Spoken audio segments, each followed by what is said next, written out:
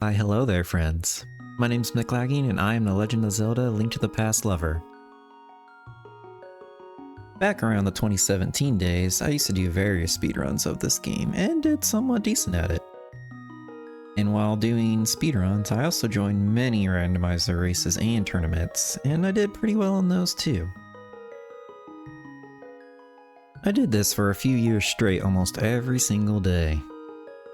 And after a while, I finally got burned out.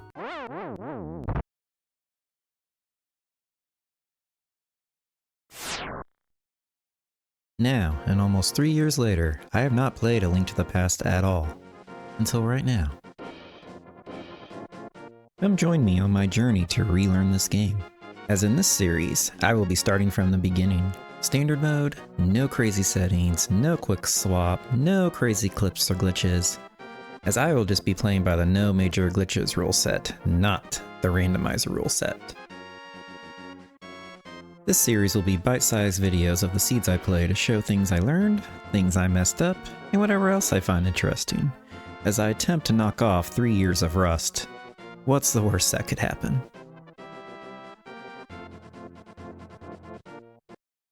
Alright, it's time to jump into Seed 2. Seed 1? I mean, we routed okay, we played okay. No major issues, no forgotten locations. Which is really big. The 153 is not a great time, but when you full clear the game, it's hard to do much better than that without getting lucky on a gamble. Let's go through here for our weapon of choice, 10 bombs. I personally don't mind the bomb start. It's nice to have the bombs, just the key rat can be a bit troublesome, but there's strats for killing all these guards, it's really not too bad. Come up to our first boss here. I was gonna hit him, but the green guard was running up behind me, but killing him was actually pretty good because we get this full magic. So I'm very okay with that. We take care of the guard. We save our princess. And then we drag her through the sewers. Continue on. Not much going on. I can't really farm for anything with the bomb start. Just gotta move our way through and hope for the best. Get more bombs in that chest. Otherwise, through escape, not much of note. Doing our quick map check there. But we really have gotten nothing to track. We have crystal at Eastern, a good crystal at Hera, pendant, desert, and we find a sword just laying around in the woods. Don't know what happened to the owner of the sword, but we'll take it. Continue through Kakariko here. Do get ourselves a bottle and a glove, which is nice for early routing. We got our second bottle there, out of the well. Sick kid just gives us 20 bucks for showing him a cool bottle. We go ahead down to the dam. We get ourselves a handy little shield. Here we find Quake on the ledge. We did check the ledge this time, we didn't last time. So head down to Mini Moldorm, we get bopped around a bit. But we do find ourselves a Master Sword here, which is handy. At this point, early Master Sword and glove, it starts smelling of an Aghanim seed. We do sequence break mitts from the fake flipper, and this very much is an Aghanim seed. If you don't fake flipper, you're beating Aghanim's tower. But we get our Moon Pearl here. Now we have Dark World access. That's not in logic. I continue just to check Eastern in case there's something good here. Like there still could have been a hammer here. I just know the mitts are in logic. There's the lamp, so that's the last piece you're missing to have Aghanim's tower be in logic. So after that, I'm just gonna take my illegal Dark World access and go on my merry way. Find ourselves a mirror here, which is a great find for mobility. And then the front of Thieves Town, we get ourselves the hammer. So now we can actually beat this dungeon, and we couldn't when we first entered, so we make our way through. Still wondering about how we're supposed to get to Dark World and what you're supposed to do from there. Except after Aghanim's Tower, right now the only place you could go would be Pod. But the top of Death Mountain is still in logic as well with the Old Man and what's in Spec Rock. But first crystal down, 27 minutes in, we're feeling good. We've sequence broken the game. Thinking this will be a really quick seed, but we'll see how the rest goes. We do grab our Smith, do the hair picks, Cane of Burna. Get some filler items. Not much of note. We dig 1 billion times again for nothing. And pick up our purple chest. We're gonna clear out all the south loop here. I'll clear our Pal Stumpy, Canis Maria. Then we get a Fire Rod right after that. So we're starting to knock out items really quick. Tempered Sword from the purple chest. We got Ether out of Hype Cave. I decided to check the pyramid. Didn't get much there. I was gonna go to Catfish. Zora was also still in logic, so there could be something good over here as well. But Zora, we're gonna pay him 500 bucks, and this is what we're gonna get. A whole $1 back. So after being ripped off, we're now gonna go up the mountain and see if there's any progression here, and there is. That nice little hook shot. And on top of Spec Rock is the flippers. So now we know what the true logic was to beat Aghanim's Tower, get the hook shot from the Old Man, hook shot over, then you get your mirror, then you can get your flippers, then you can get your mitts, and you also could get the hammer out of Thieves Town. So we're finally fully back in logic, but in the back of my mind I am thinking about a Palace of Darkness could have something. It's normally an Aghanim seed. Palace of Darkness normally has something of note in there. We get ourselves an Ice Rod there. And Bombos here. Just with green pendant Turtle Rock. And we have all the items. We finally get our boots 46 minutes in. And we found out Turtle Rock is Ether, and now we could enter Turtle Rock. I had the same feeling that I did about Pod of there's probably something in there that we need to check out. I bail on it here. I probably should have went through it then and there, but harder to do when you have crystal dungeons to clear. I don't feel as bad about this one, but Palace of Darkness being in the back of my mind it'll hurt me later. But we zip through swamp. There's really nothing of note that we got here aside from the crystal, but it is a good crystal. So now we can get ourselves a big bomb, go to the Pyramid Ferry, get absolutely nothing. Head our way up here, check out the other ferry, get nothing yet again, and now we're going into Ice Palace because it's another crystal we can clear. For the most part, a lot of this went pretty smooth.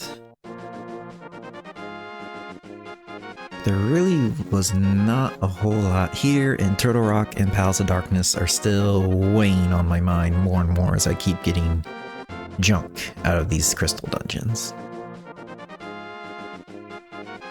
Take care of Cold Stare with Bombos and a Fire Rod, get ourselves another crystal.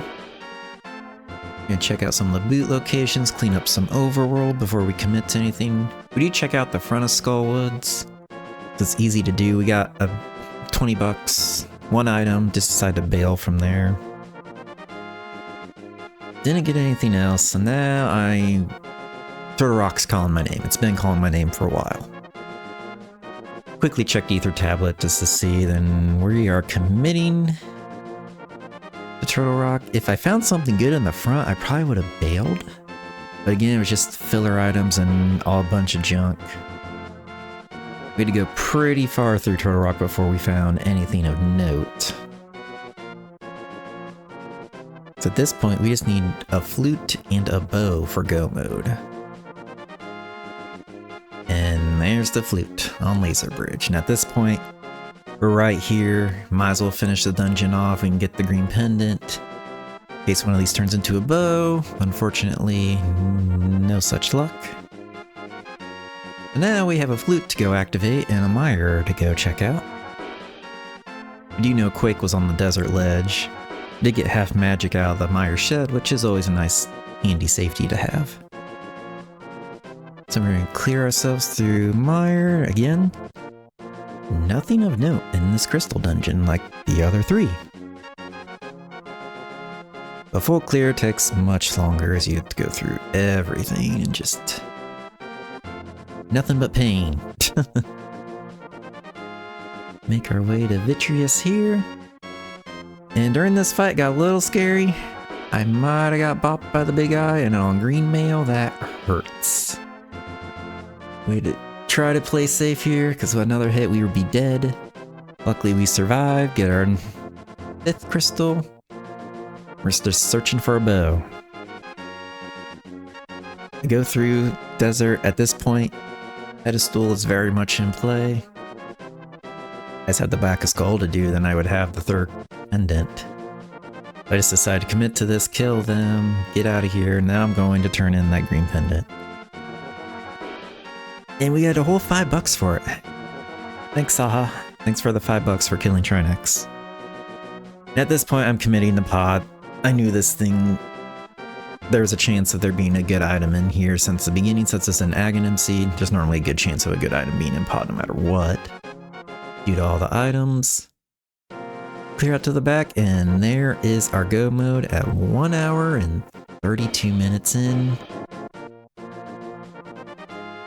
Now we just need our key to get through the back. And our item collection rate, we're already at 162, so this is another long seed, full clear seed.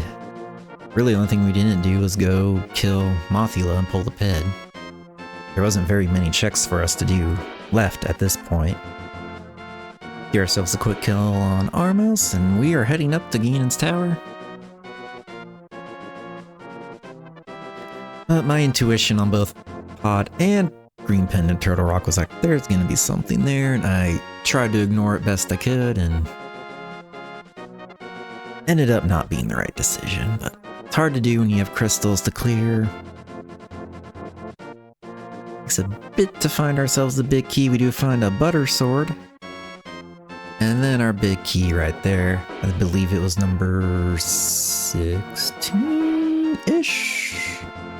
But anyway. We begin our Ganon's Tower climb.